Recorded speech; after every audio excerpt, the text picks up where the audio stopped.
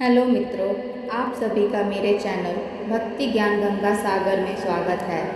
आज हम माँ लक्ष्मी की एक ऐसी कहानी का श्रवण करेंगे और जानेंगे कि क्यों माँ लक्ष्मी को माली के घर की बेटी बनना पड़ा और कैसे माँ माली की किस्मत को बदल दी।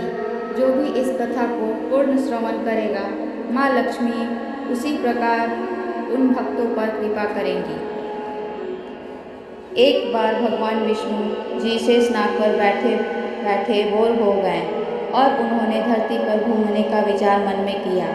वैसे भी कई साल बीत गए थे धरती पर आए और वह अपनी यात्रा की तैयारी में लग गए। स्वामी को तैयार होता देखकर लक्ष्मी माँ ने पूछा, आज सुबह सुबह कहाँ जाने की तैयारी हो रही है? विष्णु जी ने कहा, हे लक्ष्मी, मैं धरती लोक पर घूमने जा रहा हूँ। तो कुछ सोचकर लक्ष्मी माँ ने कहा, हे देव, क्या मैं भी आपके साथ चल सकती हूँ? भगवान विष्णु ने 2 पल सोचा, फिर कहा, एक शर्त पर तुम मेरे साथ चल सकती हो। तुम धरती पर पहुँचकर उत्तर दिशा की ओर बिल्कुल मत देखना।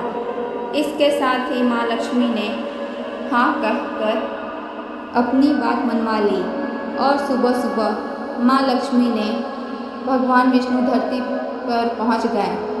अभी सूर्य देवता निकल रहे थे।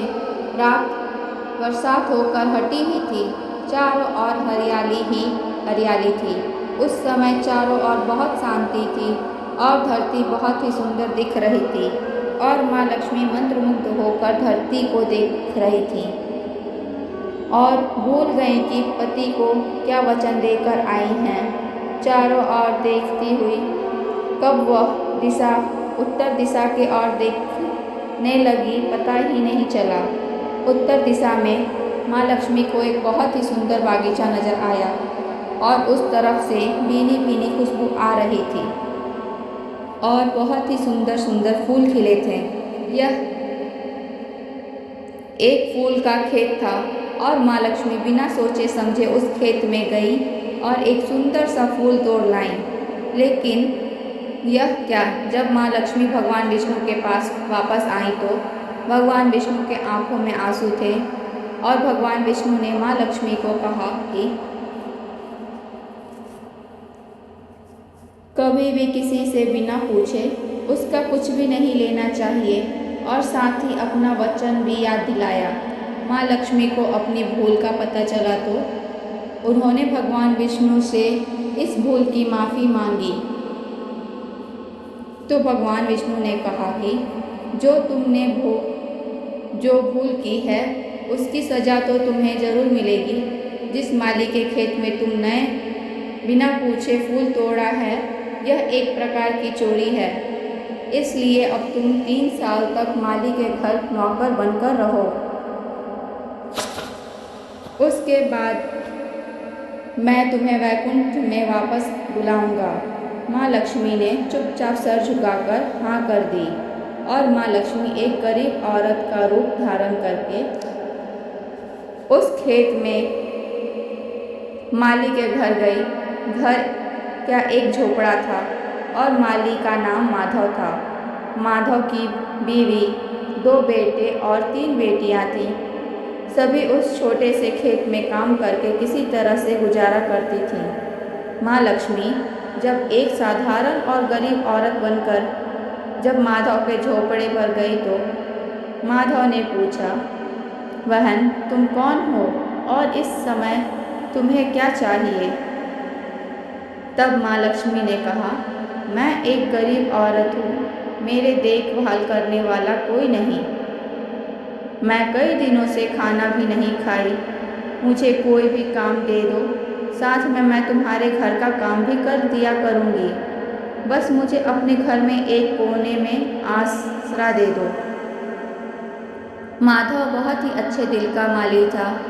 उसे दया आ गई, लेकिन उसने कहा, बहन, मैं तो बहुत ही गरीब हूँ।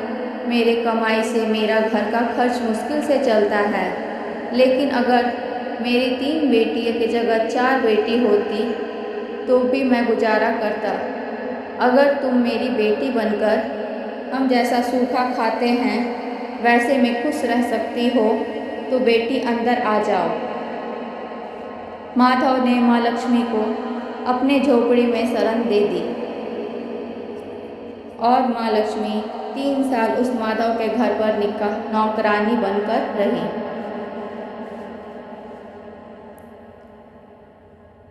जिस दिन माँ लक्ष्मी माधव के घर आई थी उससे दूसरे दिन ही माधव को इतनी आमदनी हुई फूलों से कि शाम को एक गाय खरीद ली। फिर धीरे धीरे माधव ने काफ़ी ज़मीन खरीद ली और सबने अच्छे अच्छे कपड़े भी बनवा लिए और फिर एक बड़ा पक्का घर भी बनवा लिया। बेटियों और बीवी ने गहने भी बनवाए लिए और अब मकान भी बहुत बड़ा बनवा लिया था।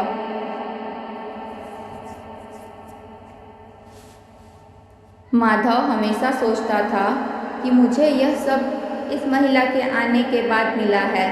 इस बेटी के रूप में मेरी किस्मत आ गई है मेरे। और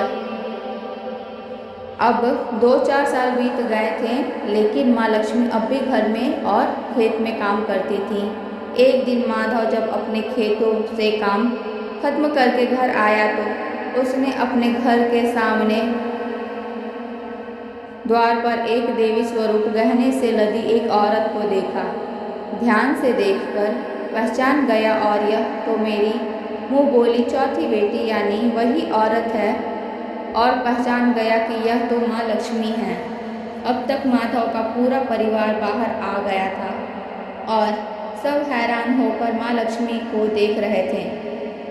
माधव बोला, हे माँ, हमें माफ़ कर, हमने तेरे से अनजाने में ही घर और खेत में काम करवाया। हे माँ, यह कैसा अपराध हो गया। हे माँ, हम सबको माफ़ कर दो। अब माँ लक्ष्मी मुस्कुराई और बोली, हे माधव, तुम बहुत ही अच्छे और दयालु व्यक्ति हो। तुमने मुझे अपनी बेटी की तरह से रखा, अपने परिवार के सदस्य की तरह से। इसके बदले में मैं तुम्हें वरदान देती हूँ कि तुम्हारे पास कभी भी खुशियों और धन की कमी नहीं रहेगी। तुम्हें सारे सुख मिलेंगे जिसके तुम हकदार हो। और फिर माँ अपने स्वामी के द्वारा भेजे रथ पे बैठकर वैकुंठ चली गई।